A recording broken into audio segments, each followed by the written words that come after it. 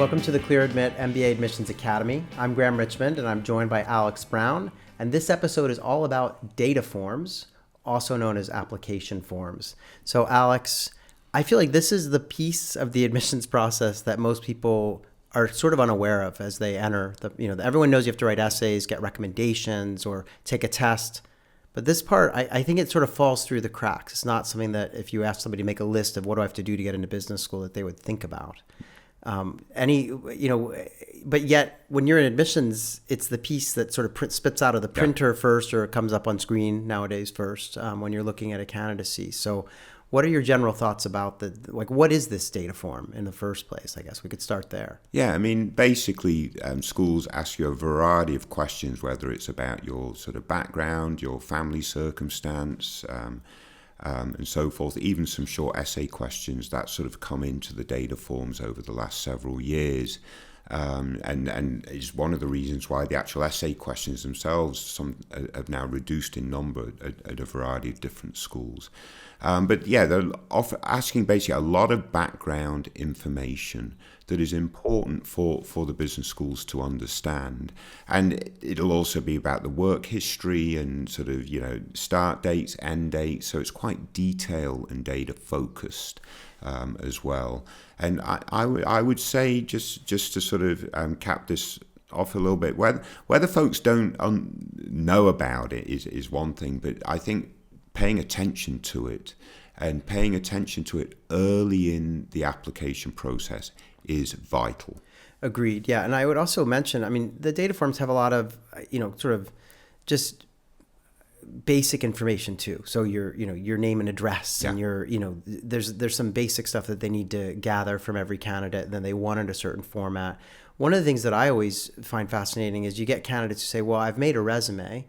Why are they asking me for the work experience and for me to list things? And you're right when you say it's much more detailed. They're asking start date, end date, often salary, bonuses, and you got to get that stuff right too, for reasons we can get into in a whole other lesson at some point about the background checks that happen after you get into business school. But the data forms are gathering lots of data, and I think the best way to do this is, if you're a candidate, create a login on the school's website for the application process and have a look at the data form even before you begin filling it out, just to get up to speed on what is it that they're going to be asking. Because as you say, there are a bunch of these like short essay questions now in the data forms that didn't used to be there. It's kind of a new trend. Stanford is a school that comes to mind that has a couple. I think Darden. There are a number of schools that have them in there.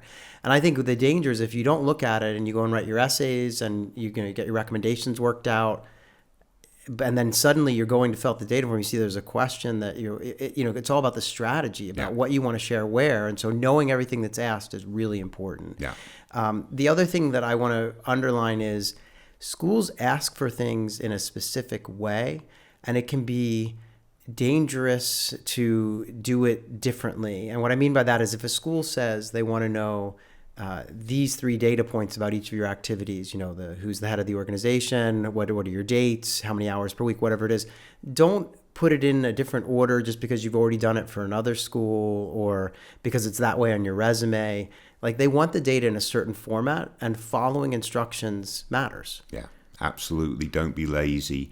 And that format's important because that probably syncs into some back-end system that they've got. Yeah. So if you're not using the right format, your data in their system is going to be corrupt. Yeah, exactly. And I think I remember even back when I was reading files, you could spot, some schools had very specific instructions for how they wanted things listed. And you could spot when a candidate was coming through your process with a format that you're like, wow, that's the format that Stanford asks for. And they were just being lazy, pasting it in, but then you instantly know, I guess I'm not their first priority because they're not using my format. They're using a peer school's format. So that can be a telltale sign. I guess, where does this fit in? We talk about peeking at the forms before you get going on your process, but should I be filling them out before I've written my essays, or is it just enough to kind of have a look at them? Like, where does this fall in the process? I think as an activity, it's worthwhile filling them out early. Yeah. Because you're not creating stories like you would be in the essays, which takes a little bit more work. You're basically giving them data.